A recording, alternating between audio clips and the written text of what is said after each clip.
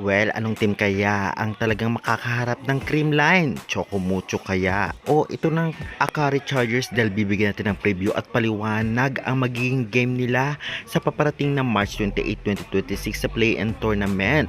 Ito ang bakbakan ng Chocomucho versus Akari Chargers. Kaya tapusin niyo ang video ito. Kaya before that guys, please, nagikiusap ako. Road to 5k subscribers tayo. Huwag niyong kalimutan mag-like, comment, and subscribe and pa-hit the notification bell for more PVL volleyball updates dito sa Pilipinas. Maraming salamat sa support.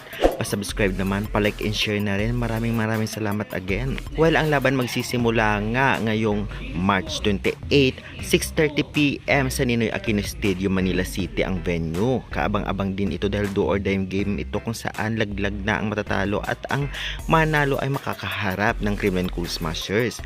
Kaya tiyak na talagang gagawin nila ang lahat para maipanalo ang larong ito. Well, masasabi nga natin na kahit na natalo ng Chocomucho ang Akari ng nakaraan, may chance pa rin na matalo sila ng Akari Chargers. Lalong-lalo pa ang pinag-uusapan dito ang kanilang ranking para naman may chance sa semifinals.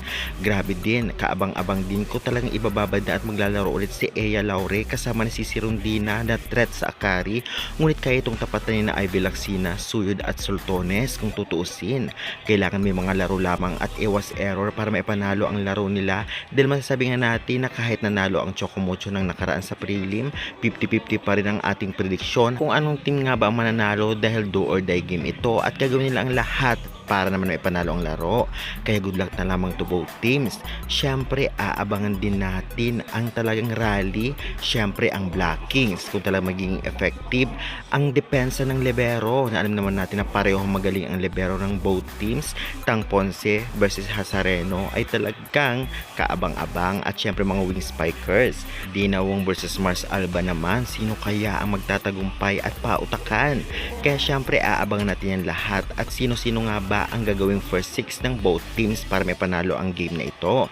Kaya guys, excited ba kayo? Sa tingin ninyo, anong team ang mananalo at makakaharap sa play-in game tournament laban sa Creamline Cool Smashers? Sige nga, pa-comment kayo sa baba and pa-subscribe na lang for more volleyball updates. Thank you.